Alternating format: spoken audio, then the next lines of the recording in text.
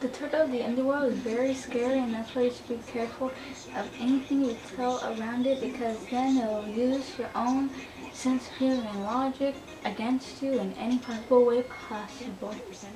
Yes, I said possible twice. And also Chris Jericho is obsessed with strawberries. Yes, I did say Chris Jericho is obsessed with strawberries, mostly because of his last podcast, but I mean in general, like you look at him and you just look like he's obsessed with something. I don't know what that is, but hopefully strawberries.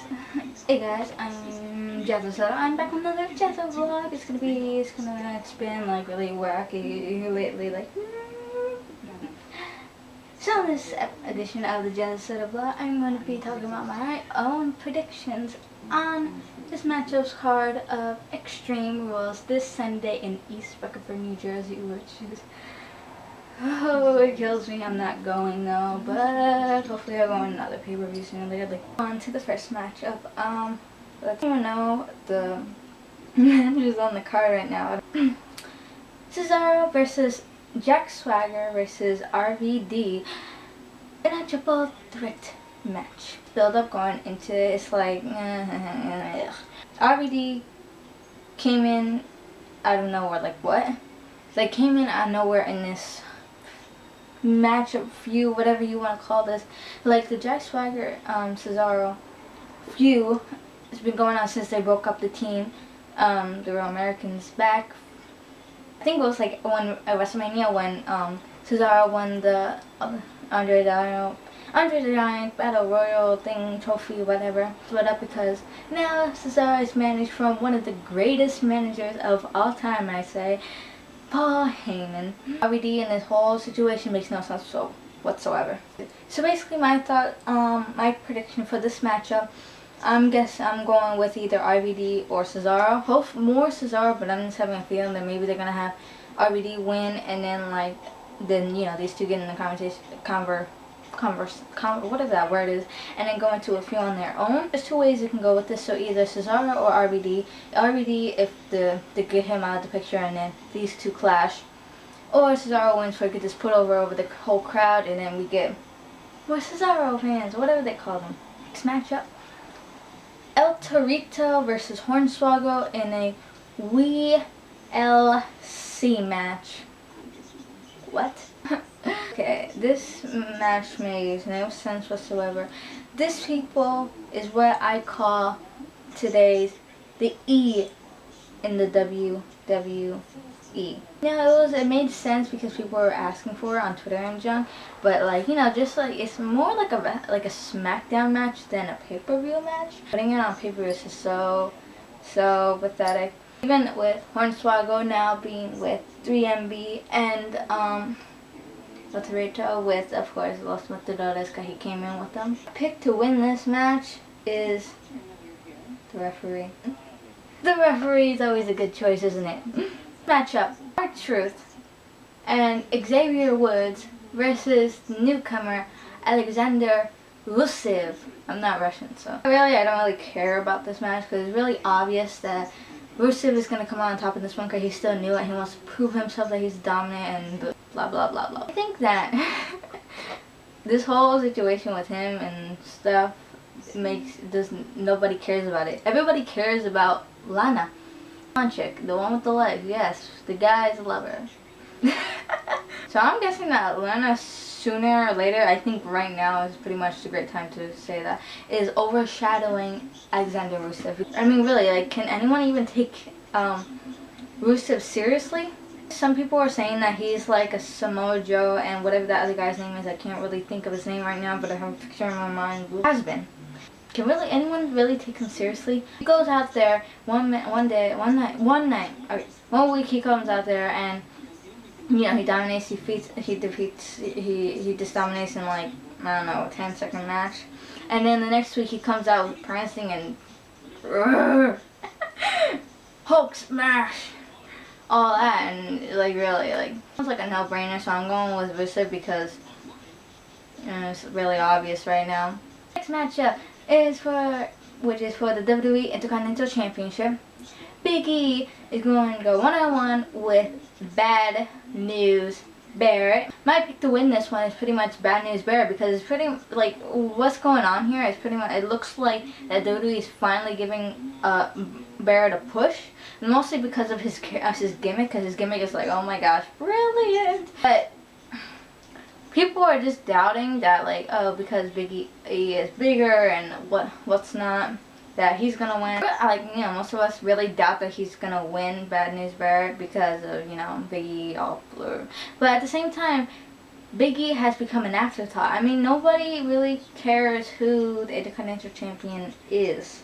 But if you think of it the other way, let's say Bad News Barrett does win the title, he goes on with it, blah blah blah, it's gonna be awesome at first, and then after a couple months it starts going down, then it's gonna be boring. Curtis Axel won the title. I don't know if I should compare it to that, but I'm just saying, when Curtis Axel won the title back at Payback of last year, it was awesome at first. Like, oh my gosh, he looks like he's gonna live on to, like, his father's legacy and blah blah blah blah blah. Even though he'll never be another Mr. Perfect, he will not be Mr. Perfect. He's not at his level. Anyway, it was sort of awesome at first, but then it started going down, and he's like, ugh.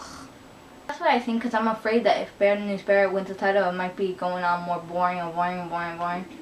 So, plus Barrett, but if you think of it the other way, if Barrett does win, like, if you compare the two, Barrett is sort of newer and he has a lot more steam than, if you want to say steam, than Big E. So, my prediction for that one is Bad News Barrett, but I'm just afraid of how that might go, though. Divas, okay.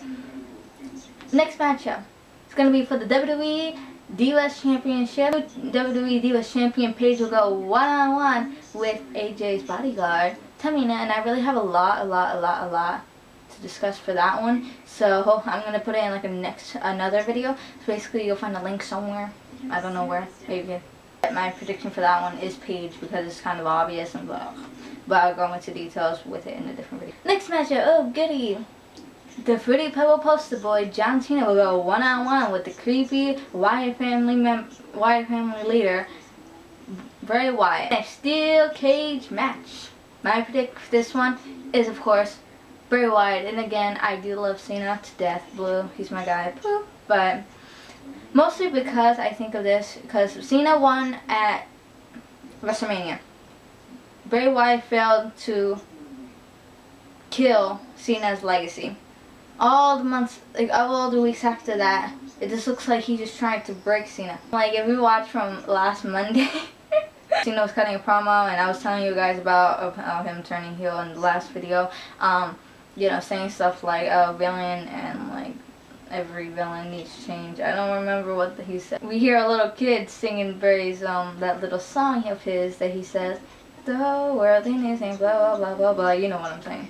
And then it just became like a whole kid choir, and it was just like, it was awesome because it was pathetic. But they should have did something with the kids, like, you know, put like makeup on them that look like they're dead, like kind of like with the eyes and stuff like that. They should have put, and like half of the kids should not be smiling. That's what I'm saying. Half of the kids were smiling, and they shouldn't have been. They're like, you're dead. You're supposed to, like, you're not really dead, but it's kind of like how I see it, it's like they're all ghosts. He took the Cena Nation, he took they took all of them under his wing, his power, and he's turning them against Cena.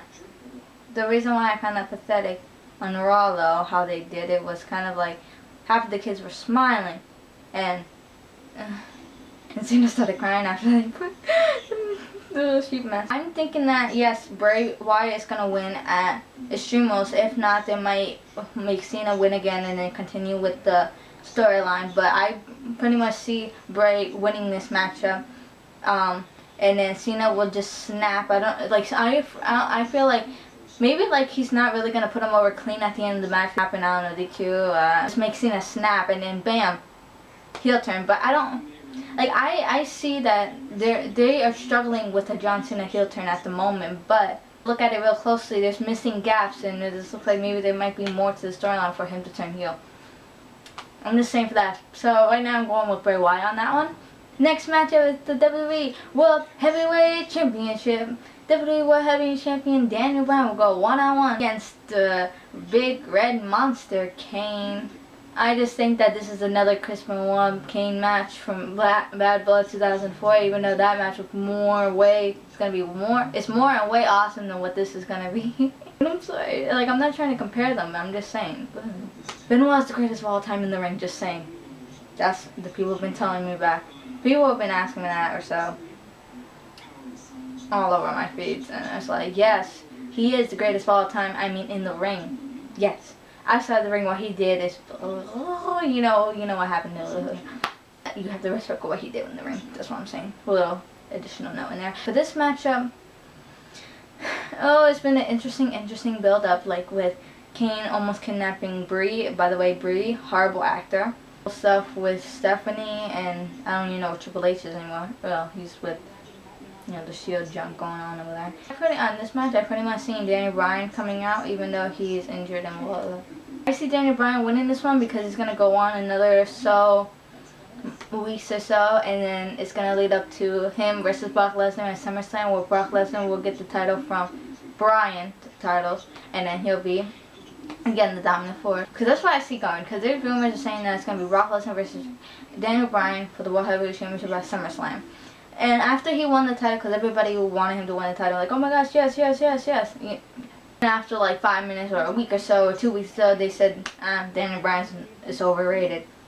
Okay, Daniel Bryan's going to win this match, and then later on at SummerSlam, Brock Lesnar's going to win the title. That's what I'm saying. Ooh, going on to the last matchup. Ooh, the exciting matchup. It's going to be Evolution versus The Shield. Triple H, Randy Orton, Dave Bautista versus Dean Ambrose, Roman Reigns, Seth Rollins. A 3-on-3 tag match. Returned a couple weeks ago on Monday Night Raw. The Shield has been a dominant force for WWE in the past 2 years. Evolution was awesome at the time, back in 2003/2004. How they overruled everybody, how they took every single title there was at the time. Ric Flair was more involved with them instead of just coming out on Raw drunk and then taking the Shield side after. But he winked at them, so maybe there might be a plan in store there. Like, I'm not really picking anybody. Like, I'm gonna pick I can't pick the Shield even though they're awesome. Like, I pick them over Evolution any day. But for this match, I don't see the Shield winning because then it'll just end the storyline there and then. So I'm guessing either Evolution's gonna win them, fair and clean, or there might be something going on at the end of the match will make them build up to the next week and so on. And I'm afraid that something at the end of the match might happen because I don't see if Evolution wins, I don't see them winning clean or the Shield winning. So I'm my pick overall is the Shield, but for this match I'm going with Evolution or I don't know, chaos type thing happening. So I think those are my predictions for now. I don't really want to talk anymore. The last pay-per-view of WrestleMania 30, I got 6 out of 4 correctly for the predictions. So hopefully let's see it happen again for this pay-per-view because I am awesome at predicting things. This is a minute. I don't know. I don't know what I am. Might be a turtle. For all I know. Maybe a polar bear. I like polar bears, right? You like polar bears. I know somebody likes polar bears. Yeah. Thanks for watching this, guys. You had your quote of the day when I said something about the polar bears just a second ago. Thanks for watching. Remember to like, comment, subscribe, and all that junk. How do you end this video like this? My name is Batgirl, and I am better than all of you.